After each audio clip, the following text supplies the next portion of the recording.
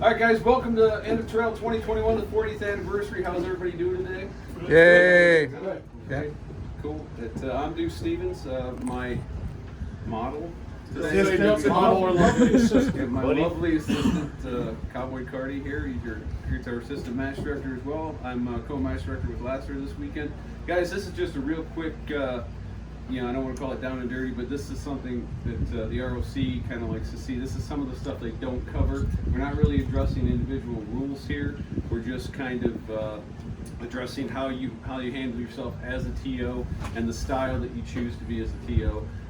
These are some things that, especially myself and Carty, ran a lot of posses. These are some things that we found that work really to be the best for a wider variety of shooters. This is, again, we're not going to really discuss the rules because that could take hours. So we're not going to cover that. And I do have a TG meeting directly at 4. So this is probably going to be about a 15-20 minute class. I know they allotted about a half hour, but we're going to try to give you some good information. Number one thing I want to cover, guys, that never really gets talked about a whole lot is you are the first line of the shooter's experience, okay? That's something that's kind of overlooked, and the experience is dependent on your delivery of how you do your job. Okay, Carty will agree with me that it's sometimes hard, especially on an unfamiliar posse, to kind of judge or assess each shooter's individual skill level. When you do this long enough, you can kind of tell sometimes just by their style and what they have, the gear they're wearing perhaps, you can kind of assess the shooter as to their level of experience and what's going to be demanded of you as well. And what I mean by that is there are some shooters in this game that don't want to be talked to. There's some shooters in this game that want to be talked to the entire time they're shooting. Okay, we've all had shooters, as TOs, you can have one of those moments where, well, remind me, it's left pistol. And you're like, oh boy, And I can tell you a story real quick. I had a shooter tell me, hey, when I get to the window, tell me left pistol. I'm the TO. So moves to the window. I say, left pistol. And he says, what? So, that's one of those slippery slopes that you can go down. But, that gets into coaching. And, assessing the shooter's ability is one thing. Making sure the shooter is prepared for the stage. Eyes, ears, shells, reloads, especially if there's a reload on the stage. It's something that's, as we TO, that's a checklist that I do every time, and I know Carty does it every time, is as they're coming up, we are assessing the shooter's equipment at that point in time. Okay, and that's when you can look for other items that might be an issue as well. But make sure they've got their shot shells, make sure they've got their reloads. Anticipation of the shooter's moves. That can be one thing that can be a little tough to do. That's why it's really important, guys, also to stay fresh as a TO. I know that's easier said than done. We've all been on the posse where you end up running 10 to 15 shooters through, okay, sometimes, and that can get daunting. And that's why it's important that we also need to encourage new and prospective timer operators as well, guys. We need people to start grabbing the timer because a lot of people are scared to do it. Have those people lined up beforehand to know exactly who the timer work's going to end up. At a big match like this, if you're leading a posse or if you're just TO and you can be a part of that, look at your posse list, and most of us know a few people at least that we're shooting with. Kind of start lining that up in your head, especially if you're posse leaders. Hopefully you've got 4 or 5 good TOs on that posse. That's something, that's just a little bit of groundwork, and it doesn't hurt just to come right out and say it on the first stage. Say, hey guys, I do that. Yep. I so-and-so's name going who to they run are. so-and-so going to run the timer, and it kind of creates a little bit of responsibility, and we love to see that. And I will admit that timing now has become probably more difficult as ever, okay, because there's a lot going on, and there's a lot expected of the TOs, okay.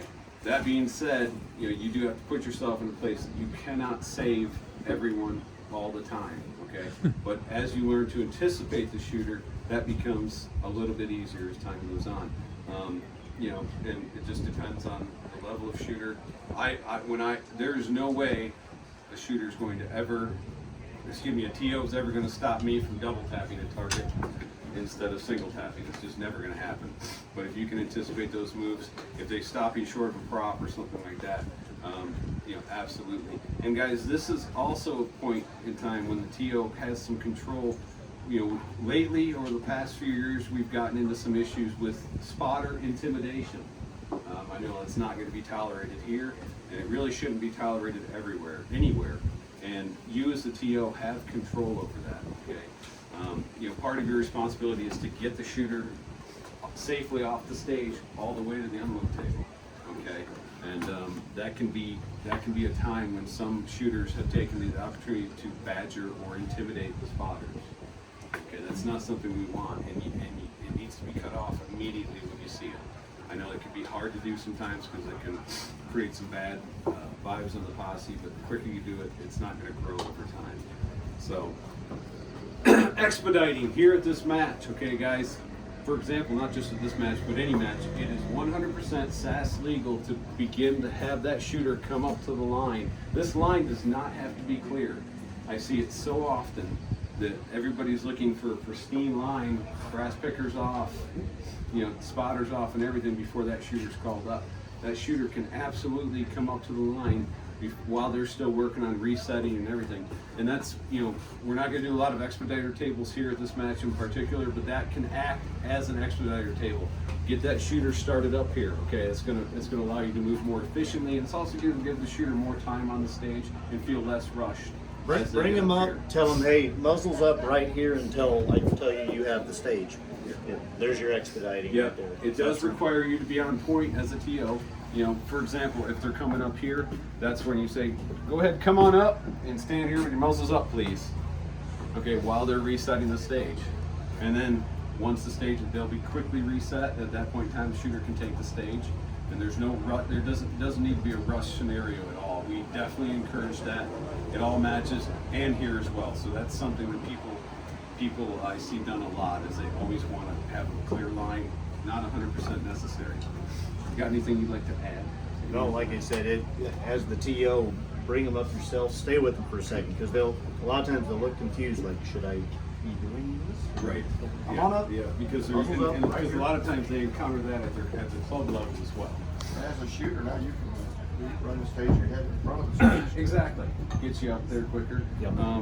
And guys, as shooters get older, as days get longer sometimes too, if you have a shooter that doesn't look well, looks confused, gets up here, doesn't know what they're doing, have them go back to the load table, guys. It's not a hard concept. I've seen a lot of people here, especially a match like this, state or above. Nerves are high, tensions are high generally within their own game. Send them back to the unload. Send them back to the load table. There's nothing wrong with that at all. Make sure that shooter's comfortable and prepared. One thing I've encountered over the years is that some TOs, I don't want to wear a TO like a cheap suit. Okay, some TOs want to be on you. Okay, that goes with the anticipation. Okay, a lot of TO interference stems from contact with the shooter, usually totally accidentally, okay? So you want to get yourself in a position to where you're not going to have those, and it's even, I've seen, we've all had those shooters that take the big wide stance, okay? Be cognizant of that. That's why you give the shooter plenty of room. If Carty is a right-handed shooter, I'm going to be off of his back shoulder right here into his ear for the start, okay? One thing also to keep this timer out of the peripheral, okay? This is something that I know that, Carty loves a blue floating box right up to about here. Right? Wrap it around. So yeah, keep it back behind the ear, okay? And do it consistently, guys. There's nothing worse than stand by beat or stand by beat, okay? Do it. We prefer a nice 2 to 3 second pause, okay, in between the standby and the beat. Keep it consistent for every shooter. Guys, another huge thing, especially at a match like this, when you take the stage, first shooter up, what happens all the time? Timer shuts off. Timer shuts off. That never happens. I shoot first, it'll happen to me a lot. Yep. So I just, I've almost gotten to the point where I say, hey, is that timer on? So, also know the timer you're using, because know the timer. These beep as soon as you touch it, the other ones beep when you release it. Know the timer. We use one of 2 timers, guys. Generally, it's either push to beep or release to beep. Know which one you're using. The mic, keep the mic towards the shooter. We don't have any scenarios here that end with rifle, as we usually suggest within SASS. So, but again, stay off the shooter. Anticipate their movements. Okay, if he's going to the left, I'm obviously going to be right back here, so I'm out of his way. This is stuff that, that's staying fresh is part of that. Okay, and This will be a good one here because people are going to be taking a step back. exactly, people within the props and the windows here, people will be taking big steps back. That's giving that shooter a lot of room. It's going to save you a lot of heartache and reshoots later on down the road, because reshoots are generally a 50-50. They either go well but most of the time they don't always go well. So if you can save yourself from that scenario, the better off you are. As a TO, okay, when you have a situation, it's important that's why it's important to line up other TOs within the posse, because if you have to deal with a situation as a TO, the last thing you want to do is leave that next shooter up, sit there for 5 minutes while you guys talk about it. Okay, I know it's easier said than done. At this match, we've got decent sized posses, something that you're going to be able to do. Swap out immediately. Don't do the next shooter disservice. Hand the timer off. Get somebody else here. Deal with it. Deal with that call as it comes. Okay. And here, especially if you have a reshoot situation, you got to have approval from your match ROs. That's going to allow you as the TO during the incident to assess that situation, relay the information to your match ROs, and get that process moving faster. You control the tempo of that. So I know it's easier said than done, but again, get that quote-unquote drama off the line so the next shooter can come up and you guys can continue on. Okay. Anything to touch on with that? Because I know that can be a real big one. It just goes back to like your posse marshal at these big events should have everybody lined up that's going to run the timer. And like I said, you guys will get into a groove after a couple stages. You'll know, typically it'll be like him right after me. And I'll just yell Deuce and it's out of my hands and I'm on to that situation. And when you're dealing with a new shooter, new shooter that hasn't encountered large matches like this, guys, we're going to run into it here. You run into it at every big match. What they do at home and what they do at a major match sometimes are not always the same. How those items are called are not always the same. We could have a shooter that's been shooting for 5 years that's never shot a major match. This is their first chance to shoot EOT, so they signed up. Okay, they might encounter some stuff that they don't encounter at home. Now, keep that in mind when applying the rules and when addressing the penalties needed for this, okay? Because how you relay that information is going to shape how they feel about the call, okay? And my preference is kind of more of a private affair, generally at the unload table. If there's a call, stage DQ or 170 violation, guys, never berate the shooter. Okay, I know it's. He's going to feel bad enough already. He's going to feel bad enough already, and I know when we're heightened, especially things involving safety is always first and foremost. I know that. How you deliver that will shape them the rest of the. I know several shooters whose wives are no longer in the game because the TO made them cry. Okay, that's no good. That's no good for a game. That's no good for anybody. So that's something that always how your delivery is key to that. So, what's that? Yeah, it's not Cowboy, guys, absolutely. And turn it into a learning experience, okay? When you turn it into a learning experience, the penalty becomes less of a punishment and more of a, well, I'm glad I know that now. Hopefully I can save that for next time, okay? And it's, that's something that we try really hard to do as TOs. And as the members of the ROC will tell you, we want that application consistent all the way through. Because guys, we're only as good as our rules are applied consistently. Okay, that's why honestly, and it's not a consistency thing, but for example, him and I are on the road together all the time. We you won't catch us spotting for each other. You won't catch us timing for each other. Number one, neither one of us wants to have that responsibility of something to be blamed for it. But number two, guys, is that kind of distances us from that. And that, I'm not saying everyone has to do that, but that kind of creates that limits that the accusations that can happen and further on down the line. Again, that's not the case for everybody. But sometimes when you shoot the same people over and over again, it doesn't hurt to have a fresh set of eyes on a situation. So Any questions so far? I have a question, but I'll make a comment to what Yeah. you said a minute ago about the berating the shooter. Mm-hmm. First match or stage DQ I ever had. Deuce was running the timer operator, and I took my move with the shotgun, and he stood in front of me and he said, "Stop, take a breath. Do you know what you did?" And I said, "No." And he says, "You moved with the shotgun, stage DQ." It was real quiet. And it was like, oh, okay. Knew exactly what I had done at that point, and it just diffused the whole situation right off the bat. So that's a good point too. Just Yep. real Yeah, calm, that's very quiet.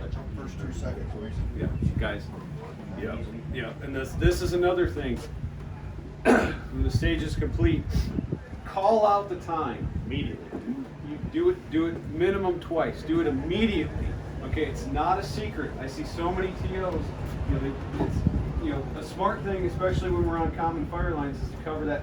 As a TO, I always I watch the last shot being caught. Okay, that visually gives you a reference point for the time. Okay, and when we're on common fire lines here, especially, you're not going to pick up any other shots. You'll see a lot of shooters covering the speaker here. But guys, it's not a secret. Okay, I see it all the time. 32-12. Call it out. The shooter wants to know. Their family members want to know. Spectators are interested. It's at the end of the video. It is not a secret. Call it out. Another thing is call it out immediately, and then find your spotters immediately after that. A lot of times you'll see spotters on both sides of the bay, Right. and the TO only looks at one side. He doesn't even look at the other spotters. I mean, you got to look at all 3 spotters every time. And if you can, guys, have your scorekeeper's position in such a place where you can get to them. Mm-hmm. Okay, because if you have to walk 30 yards to record a score every time, get them a chair, get them something, put them in a spot. A lot of posses, especially bigger matches, will have scorekeepers that are dedicated, usually a spouse or something like that will do it the whole match. Position them in a place where you can show them the time. Call it out, show them the time so they visually see it and they hear it audibly. Okay, and that way, showing them the time, there's no mistakes. People are from different regions here. Okay, I've had scorekeepers tell me they can't understand my thick Michigan accent. So I'm like, okay, that's such a thing. No way. Yeah, exactly. Deuce, assume that the shooter is deaf like me, and make sure the shooter hears his time, Yep. and show it to him. Yeah, and show it then to him. announce it. But Yeah. And sometimes you'll have a shooter request a tap on the shoulder. Okay. And also, guys, be cognizant of the shooter. There's nothing worse, than a standby beep. Okay. We've all had it done to us. Okay. Just right off the ear. Keep it simple. Okay. It's not hard stuff. And again, if you get tired, pass it off. It's not a marathon. Okay. We hate to see anybody to keep it for longer than they need to, because it's hard to stay fresh. Ideally, I know that we like to keep it at about 5, 6, or 7 shooters at the most. Okay, guys, don't run 10, 12, 15 shooters. It's hard to focus. Okay, you're asking a lot.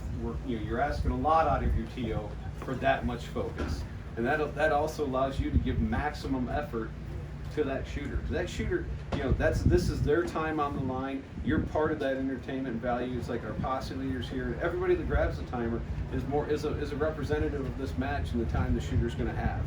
So stay fresh. You're going to give the shooter better results. Yep. Any other questions? Okay, guys, that wraps it up. And thank you for coming. Hey, Appreciate Deuce. it. Yes. I do want to make a comment since you mentioned about we don't finish with a rifle and keeping the time down at that mine. Just for an example, today as I'm watching that timer, because you always want to watch that turn over. Yeah. Last gun fires the shotgun. Yeah. And through the small window, a bigger person that fills up that window. Yeah. When I could get over his shoulder, it would work. Right. When I'm on his back, it wouldn't take the time. Right. So you got to be aware of that, and that's why it's so important to watch that time turn over. Yeah, and watch it during the course of the shooting. Yeah. And that's why, and that will save you. And you'll get that with a pistol too, if Yep. it's just depending on the way the stage I is try to going. look at the rifle, pistol. Yeah, and guys, and guys, and there's stuff that there's also things, and I'll add a couple more items here. My checklist when a shooter's shooting, I watch, if they're a 97 shooter, I watch that hull leave the gun. I watch I watch the casing come out of the 73. I watch the hulls clear out of a double. That's just stuff that I look for. Okay, again, we're not looking to put so much responsibility on the TO that nobody wants to do it. Okay, but those are times though, as TOs, you have unique opportunities to save somebody's day, man. If you save somebody there's nothing better than calling a hull up for somebody. Somebody will always thank you for doing that. You'll never be wrong on that one. So it's and sometimes, guys, you do screw up as a TO, and that doesn't mean that you should stop TOing. Okay, that's how you gain experience. That's how you learn from those experiences. And if you need to take a break for a few shooters or the stage, go for it. But get back on that horse, because at the end of the day,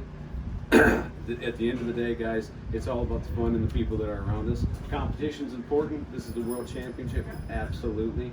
Okay, but again, we're shaping the experience for the shooter, and I think if you stay cognizant of that idea, it'll make you a better timer operator. Don't think of it as drudgery. You're part of the entertainment. So. I have a question. If you got someone who is racking their rifle so fast that it looks like they have jacked 1 or 2 rounds out, do you feel it's your responsibility to make sure you have them load 1 or have them load 2, or is that supposed to be on them knowing if they that is always a tough situation. Okay, and that's because typically somebody that's running a rifle like that will ask if they have a question. Typically they'll know if it's 1. Yeah. Typically they'll know if it's not 1. Yeah. No, well, I mean, if I don't see it on the ground, but again, then proper coaching or no coaching at all is still acceptable within this game. Okay, we've had some pretty not serious but pretty major incidences at EOTs in the past where, especially people that are hard of hearing. Max, do you remember the one in particular? I can remember more than one. Okay, but at EOT, you gave perfectly clear, cognizant instruction, and that was, I don't even remember the scenario of that, but it was load 1 or 1. Oh, okay, that one. You gave perfectly clear and conscious instruction, and it went south. Yes. Not use the It was TO. on a mandatory reload where the person could reload, didn't have to do the first 10 before he reloaded. Yes. He jacked 1 out, and I said, you can reload 2. Yes, that's And exactly that's where what he that took was, it wrong. So he said, Max, that's exactly what happened. Max, the TO, told him he could reload 2. Well, the shooter took that as he had To reload 2. And he's like, well, I didn't want to reload 2. I wanted to load 1 at a time. Or, okay, well, okay, you have 2 to load. Okay, you gave him the right instruction. It wasn't a direct technique instruction. It was he had 2 rounds to load. And so you gave him proper coaching. In that situation, you did all that you could do. But to that effect, I will say, no coaching's better than confused coaching. Absolutely. So if you are unsure, if you're counting rifle rounds and you're unsure, it's his ultimate responsibility. You're just to help. So if you're not sure, that ultimately was going to be my answer to your question. Is that in that situation, no coaching, because if you get into a point where you say you jacked 2 and they only jacked 1, now you're in a situation of a reshoot, which nobody wants to do at a major match in most cases, unless it was a total train wreck. They'll take it. But that to answer your question, no coaching. If you're unsure, you're unsure, and you don't have the information available for them at that moment. And I wish I had a better answer for that, or we had a better solution to that. But that is the better solution is it's the shooter's responsibility. because ultimately, guys, it is the shooter's responsibility. It's the shooter's responsibility to know the stage. It's the shooter's responsibility that the equipment is in proper working order. Staged your gun from. If they, TO didn't catch you, that's not on them. Ultimately, it's their responsibility. If pistols were supposed to start staged, that's a common one I see all the time. Pistols were supposed to be staged, and the TO missed that they weren't staged because for whatever reason. Well, ultimately, that is the shooter's responsibility. Yep. And knowing, and guys, also knowing how to get out of those situations without maximum penalties. I've seen that scenario happen. I've had it happen to me personally where we're through halfway through the run, I realized, oh crap, they don't have your pistol stage. They'll get to their pistols, and I will tell them, take them out of the holster, stage them, then shoot them. Okay, that's a lot to go on all at once. Less than 10 seconds. A lot less than 10 seconds. So you know, so while you didn't necessarily help them the most you could at the moment, you did help them through that. You saved them a 10-second penalty. So.